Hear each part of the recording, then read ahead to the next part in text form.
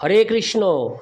আজ 29শে চৈত্র 1432 ও 13ই এপ্রিল 2026 একাদশী বরুথিনী ও নীলের উপবাস।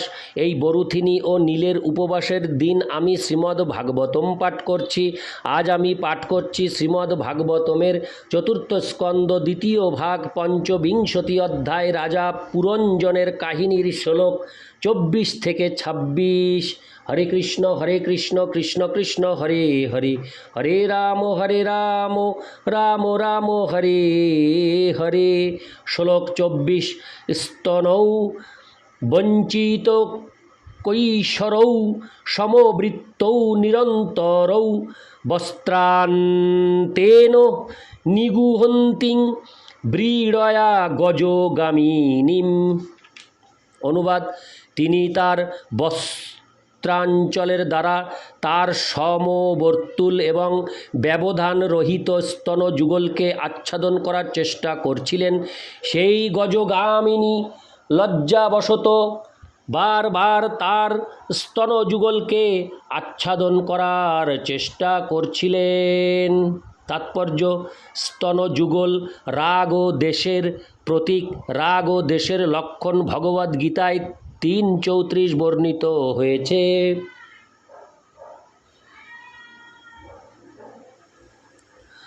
ইন্দ্রিয় সেন্দ্রিয় স্বার্থে বা রাগোদ্দেশৌ ব্যবস্থিতৌ তয়োর্ন বশমা গচ্ছেত্তৌ হস্য পরিপন্থিনৌ। জীব ইন্দ্রিয়ের বিষয়ের প্রতি রাগ ও দেশ অনুভব করে, কিন্তু ইন্দ্রিয় ও ইন্দ্রিয়ের বিষয়ের দ্বারা বশীভূত হওয়া মানুষের উচিত নয়, কারণ সেগুলি আত্ম উপলব্ধির পথে প্রতিবন্ধক স্বরূপ। রাগ ও দেশের এই প্রতিনিধিদ্বয় পারমার্থিক উন্নতি সাধনের পথে অত্যন্ত প্রতিকূল। মানুষের পক্ষে যুবতী রমণীর স্তনের প্রতি আকৃষ্ট হওয়া উচিত নয়। শ্রীপাদ শঙ্করাচার্য বর্ণনা করেছেন যে রমণীর স্থান, বিশেষ করে যুবতী রমণীর স্তন। হরে কৃষ্ণ। শ্রীপাদ শঙ্করাচার্য বর্ণনা করেছেন যে রমণীর স্তন, বিশেষ করে যুবতী রমণীর স্তন, রক্ত মাংসের সমন্বয় ছাড়া আর কিছু নয়। অতএব উন্নত স্তনের মোহময়ী আকর্ষণে আকৃষ্ট হওয়া উচিত নয়। সেগুলি হচ্ছে পুরুষদের বিভ্রান্ত করার জন্য মায়ার দূত। স্তন যেহেতু সমানভাবে আকর্ষণ করে, তাই তাদের সমবৃত্তৌ বলে বর্ণনা করা হয়েছে। এমনকি মৃত্যুর ক্ষণ পর্যন্ত বৃদ্ধ মানুষের হৃদয়েও যৌন বাসনা থাকে। এই উত্তেজনা থেকে মুক্ত হতে হলে যামুনাচার্যের মতো আধ্যাত্মিক চেতনায় অত্যন্ত উন্নত হওয়া অবশ্য কর্তব্য, যিনি বলেছেন, যদ বোধি মম চেত কৃষ্ণ পদারবিন্দে নব নব রসোধামন্যুদ্যত্তং রন্তুমাসিত তদবোধীবত নারী সঙ্গমে সর্যমানে ভবতি মুখ বিকার সুষ্ট নিষ্টিবনং চ।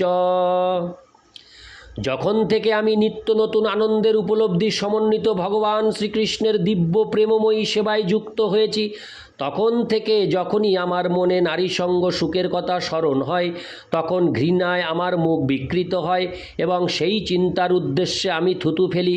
কেউ যখন আধ্যাত্মিক উন্নতি লাভ করেন, তখন আর তিনি রক্ত মাংসের দুটি পিণ্ড স্বরূপ যুবতী রমণীর স্তনের প্রতি কোনো রকম আকর্ষণ অনুভব করেন না। নিরন্তরৌ শব্দটি তাৎপর্যপূর্ণ, কারণ যদিও স্তন দুটি ভিন্ন স্থানে অবস্থিত, কিন্তু তাদের ক্রিয়া একই। আমাদের রাগ ও দেশের মধ্যে কোনো ভেদ দর্শন করা উচিত নয়। সেই সম্বন্ধে ভগবদ্গীতায় 1:37 বর্ণনা করা হয়েছে যে তারা উভয়ই রজগুণ, হরে কৃষ্ণ, রজগুণ থেকে উদ্ভূত। কাম এষ ক্রোধ এষ রজগুণ সমুদ্ভব।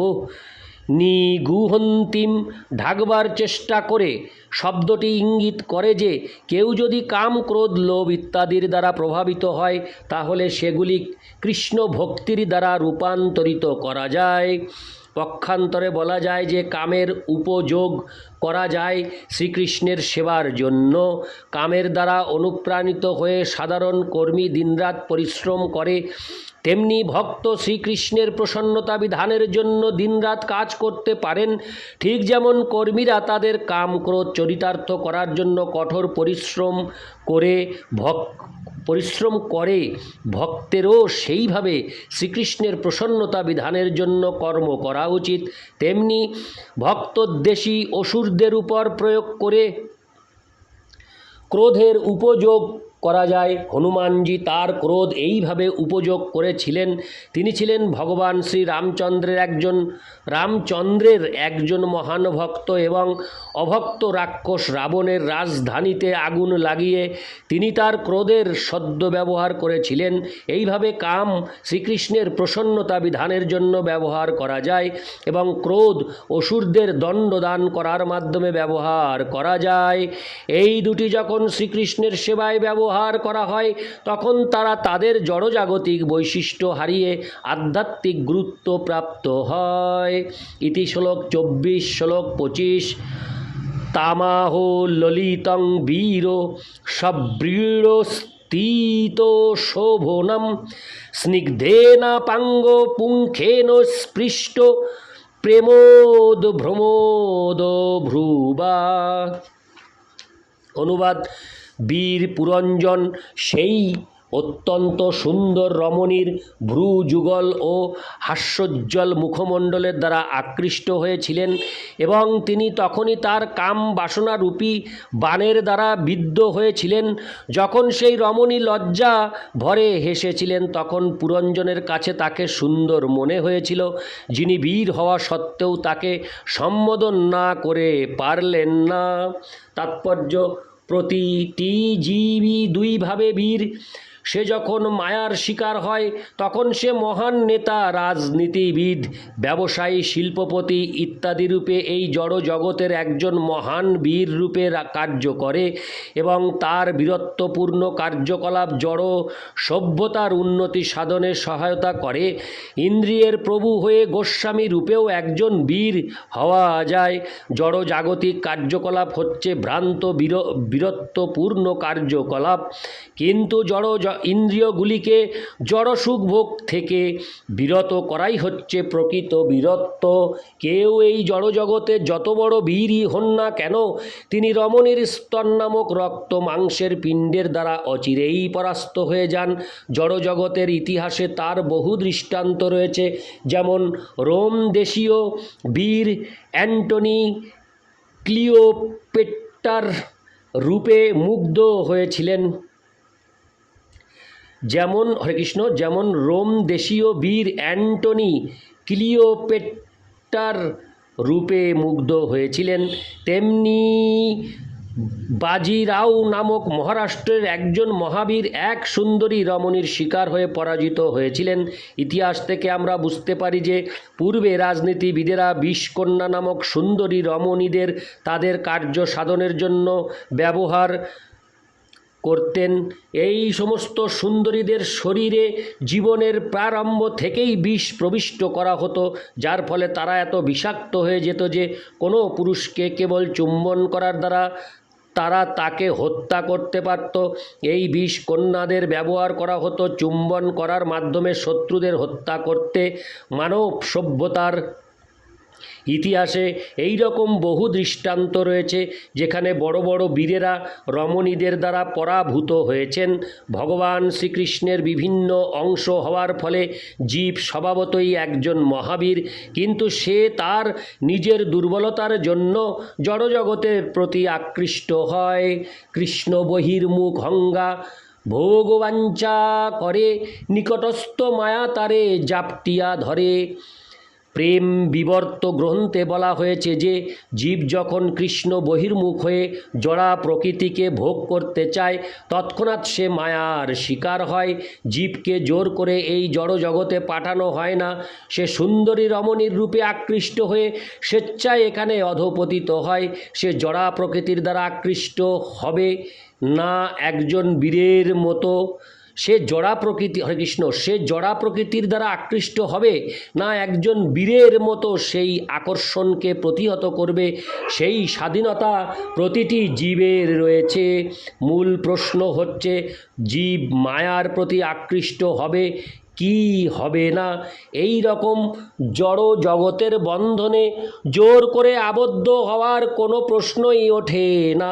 যে ব্যক্তি প্রকৃতির আকর্ষণ প্রতিরোধ করে স্থির থাকতে পারেন, তিনি হচ্ছেন প্রকৃত বীর এবং তিনিই গোস্বামী।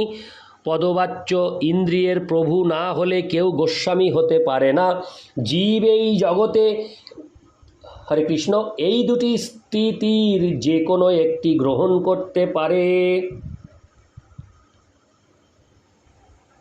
হয় সে ইন্দ্রিয়ের দাস হতে পারে অথবা ইন্দ্রিয়ের প্রভু হতে পারে। ইন্দ্রিয়ের দাস হয়ে এই জড় জগতের একজন মস্ত বড় বীর হওয়া যায় এবং ইন্দ্রিয়ের প্রভু হয়ে গোস্বামী রূপে একজন আধ্যাত্মিক বীর হওয়া যায়। ইতি শ্লোক 25, শ্লোক 26। কাতং কঞ্জপলা সাক্ষী কস্যাসিহ কুতো সতী ইমামূপ পুরিং ভীরু কিং চিকীর্ষসি সংসোমে। অনুবাদ: হে পদ্মপলাশ লোচন, শ্লোক 26-এর অনুবাদ: হে পদ্মপলাশ লোচন, হে হরে কৃষ্ণ, হে পদ্মপলাশ লোচনে, তুমি কে, কার কন্যা এবং কোথা থেকে তুমি এখানে এসেছো তা দয়া করে আমাকে বলো। তোমাকে দেখে মনে হয় যে তুমি অতি সাধ্বী। কী উদ্দেশ্যে তুমি এখানে এসেছো? তুমি এখানে কি করার চেষ্টা করছো? দয়া করে তুমি আমাকে তা বলো। তাৎপর্য: বেদান্ত সূত্রের প্রথম সূত্র হচ্ছে অথাত ব্রহ্ম জিজ্ঞাসা। মনুষ্য দেহ পাওয়ার পর নিজেকে ও নিজের বুদ্ধিকে অনেক প্রশ্ন করা উচিত। মনুষ্যেতর জীবনে বুদ্ধি আহার, নিদ্রা, ভয় ও মৈথুনের ঊর্ধ্বে যেতে পারে না। কুকুর, বিড়াল, বাঘ ইত্যাদি পশুরা সর্বদাই আহারের জন্য কোনো খাদ্য অথবা নিদ্রা যাওয়ার জন্য কোনো স্থান পাওয়ার আশায় হরে কৃষ্ণ খুঁজে বেড়াচ্ছে এবং সেই সঙ্গে আত্মরক্ষা মৈথুনের চেষ্টাতেই সবসময় ব্যস্ত থাকে। কিন্তু মনুষ্য জীবনে যথেষ্ট বুদ্ধিমত্তা লাভ করা যায়, যার ফলে প্রশ্ন করা যায় সে কে, কেন সে এই পৃথিবীতে এসেছে, তার কর্তব্য কি, পরমেশ্বরকে, জড় পদার্থ ও চেতন জীবের মধ্যে পার্থক্য কি ইত্যাদি কত রকমের প্রশ্ন রয়েছে। এবং যে মানুষ যথার্থই বুদ্ধিমান, তার কর্তব্য সব কিছুর আদি উৎস সম্বন্ধে অনুসন্ধান করা, অর্থাৎ ব্রহ্ম জিজ্ঞাসা।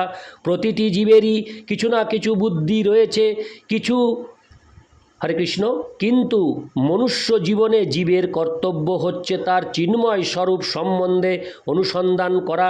সেটিই হচ্ছে প্রকৃত মনুষ্যচিত বুদ্ধি।